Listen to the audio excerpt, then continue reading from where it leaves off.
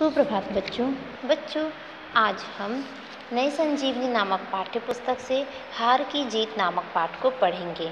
बच्चों, इस पाठ का मुख्य उद्देश्य आप में सत्य के प्रति निष्ठा एवं दयालुता का गुण विकसित करना है। तो आइए बच्चों इस पाठ को पढ़ते हैं। बच्चों, यह कहानी है बाबा भारती और उनके घोड़े सुल्तान की। तो आइए पाठ को पढ़ते हैं। पृष्ठ संख्या 52 खोलिए। बाबा भारती को अपने घोड़े को देखकर वही आनंद प्राप्त होता था जो एक माँ को अपने बेटे को और एक किसान को अपने लहलहाते खेत को देखकर प्राप्त होता है। अर्थात बाबा भारती अपने घोड़े से बहुत प्रेम करते थे। बाबा भारती अपने घोड़े को सुल्तान कहकर पुकारते थे और बाबा भारती के घोड़े का नाम सुल्तान था। वे उसकी देखभाल स्वयं करते थे। उनके घोड़े के समान सुंदर व बलवान घोड़ा उस इलाके भर में ना था। उन्होंने अपना रुपया, पैसा, जमीन, जायदाद सब कुछ त्याग कर दिया था। वे गांव के बाहर एक छोटे से मंदिर में रहते थे। बाबा भारती ने सभी चीज़ों का त्याग कर गांव के बाहर एक छोटे से मंदिर में निवास करते थे। भगवत भजन से जो समय बचता वह घोड़े पर अर्पण हो जाता। अर्थात भगवान की पूजा पाठ करने के पश्चात जो समय बचता वह अपने घोड़े के साथ बिताते थे। वे सोचते थे, मैं अपने घोड़े के बिना नहीं रह सकता। वे घोड़े की चाल पर लट्टू थे। बच्चों, लट्टू होना अर्थात मोहित थे। प्रतिदिन सुल्तान पर चढ़कर 8-10 मील का चक्कर अवश्य लगाते थे। उसी इलाके में खड़क सिंह नाम का एक प्रसिद्ध डाकू रहता था। उसका नाम सुनकर लोग थर थर काँपते थे। खड़क सिंह ने भी घोड़े की प्रशंसा सुनी तो वह बाबा भारती के घोड़े को देखने के लिए बेचैन हो उठा और एक दिन दोपहर में बाबा भारती के पास पहुंच गया। बाबा भारती ने पूछा, खड़क सिंह क्या हाल है? कहो इधर कैसे आ गए? अपने घोड़े सुल्तान की चाह इधर खींच लाई। मैंने बड़ी प्रशंसा सुना है देखने में बड़ा सुंदर है। खड़क सिंह ने उत्तर दिया था। खड़क सिंह कहता है कि सुल्तान के बारे में मैंने बहुत सुना है और उसी को देखने की चाह ने मुझे यहाँ तक लाया है। आगे देखिए। बाबा भारती खड़क सिंह को लेकर अस्तबल में पहुँचे।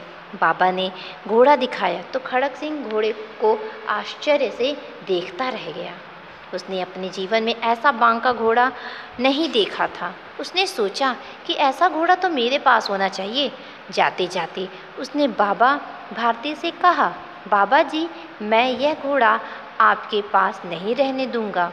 यह सुनकर बाबा भारती डर गए। उन्हें रात में नींद नहीं आती थी। वह रात दिन अस्तबल की रखवाली करने लगे। कई मास बीतने के बाद भी जब खड़क सिंह नहीं आया तो बाबा भारती निश्चिंत हो गए। एक दिन की बात है। बाबा भारती संध्या के समय घोड़े पर सवार होकर घूमने जा रहे थे। तभी उनके कानों में आवाज़ पड़ी, ओ बाबा, इस कंगले की बात सुनते जाना। अर्थात जब खड़क सिंह ने सुल्तान को देखा तो उसके मन में उसे प्राप्त करने की इच्छा हुई और वह जाते जाते बाबा भारती से कहता है कि मैं यह घोड़ा आपके पास नहीं रहने दूंगा। बाबा भारती को बहुत डर हो गया इस बात का। वह बाहर भी नहीं निकलते थे, लेकिन कई महीने बीतने बाद उन्हें लगा अब खड़क सिंह नहीं आएगा, इसलिए वह अपने घोड़े को लेकर शाम के समय घूमने निकल पड़े। तभी उनके कान में एक आवाज़ आई, ओ बाबा, इस कंगले की बात सुनते जाना। आगे देखिए। बाबा भारती ने मुड़कर देखा। एक अपाहिज वृक्ष की छाया में पड़ा कराह रहा था। वह उसके पास पहुँचे और बोले, क्यों, तुम्हें क्या कष्ट है? अपाहिज बोला, बाबा, मैं दुखिया हूँ, मुझ पर दया करो। रामवाला यहाँ से 3 मील दूर है, मुझे वहीं पर जाना है। घोड़े पर चढ़ा लो, परमात्मा भला करेगा। अर्थात वह बाबा से सहायता करने के लिए कहता है। बच्चों, आज के लिए बस इतना ही। अगले वीडियो में हम देखेंगे कि आखिर खड़क सिंह ने घोड़े को किस प्रकार प्राप्त किया। ये बच्चों आज का अभ्यास कार्य देखते हैं। शब्द अर्थ। पहला शब्द आनंद। बच्चों, आनंद शब्द का अर्थ होता है खुशी। भगवत भजन। भगवत भजन शब्द का अर्थ होता है भगवान की पूजा। अस्तबल, अस्तबल शब्द का अर्थ होता है घोड़ों को बांधने का स्थान। आश्चर्य, आश्चर्य शब्द का अर्थ होता है हैरानी। अर्पण, बच्चों अर्पण शब्द का अर्थ होता है भेंट। लट्टू होना, लट्टू होना शब्द का अर्थ होता है मोहित होना। कंगले, कंगले शब्द का अर्थ होता है भिखारी या गरीब। त्यागना, त्यागना शब्द का अर्थ होता है छोड़ देना। प्रशंसा, प्रशंसा शब्द का अर्थ होता है तारीफ। अपाहिज, अपाहिज शब्द का अर्थ होता है विकलांग। बच्चों अब अगला प्रश्न देखिए, सही विकल्प पर सही का चिन्ह लगाइए। प्रश्न संख्या क, खड़क सिंह कौन था? पहला इलाके का प्रसिद्ध डाकू, दूसरा बाबा भारती का मित्र, तीसरा सुल्तान का मालिक या चौथा दुर्गा दत्त वैद्य का भाई। बच्चों इस प्रश्न का सही विकल्प है पहला, खड़क सिंह इलाके का प्रसिद्ध डाकू था। प्रश्न संख्या ख, मैं अपने घोड़े के बिना नहीं रह सकता, यह कथन किसका है? विकल्प देखिए, पहला खड़क सिंह का, दूसरा बाबा भारती का, तीसरा दुर्गा दत्त का या चौथा किसी अन्य का। बच्चों बताइए इस प्रश्न का उत्तर क्या होगा? मैंने इस प्रश्न का उत्तर मैं आज के इस वीडियो के माध्यम से बताया है। बच्चों इस प्रश्न का सही विकल्प है दूसरा, मैं अपने घोड़े के बिना नहीं रह सकता, यह कथन बाबा भारती का है। ग, प्रशंसा शब्द व्याकरण में क्या है? विकल्प देखिए, विशेषण, दूसरा जातिवाचक संज्ञा, तीसरा सर्वनाम या चौथा भाववाचक संज्ञा। बच्चों यहाँ प्रशंसा शब्द भाववाचक है, अतः हम भाववाचक के सामने सही का निशान लगाएंगे।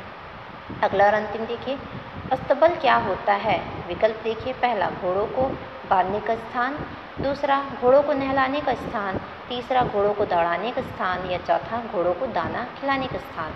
बच्चों इसका सही विकल्प है पहला, घोड़ों को बांधने का स्थान अस्तबल कहलाता है। अगला प्रश्न, सही कथन पर सही व गलत कथन पर गलत का चिन्ह लगाइए। प्रश्न संख्या क, बाबा भारती को अस्तबल से प्यार था। बच्चों ये कथन सही है या गलत? बच्चों ये कथन सही है। ख देखिए, खड़क सिंह एक प्रसिद्ध डाकू था। हाँ, अतः हम सही का निशान लगाएंगे। खड़क सिंह ने ताकत के बल पर घोड़ा हथिया लिया। नहीं, ये कथन गलत है। घ देखिए, खड़क सिंह का हृदय परिवर्तन हो गया। बच्चों क्या ये कथन सही है? हाँ।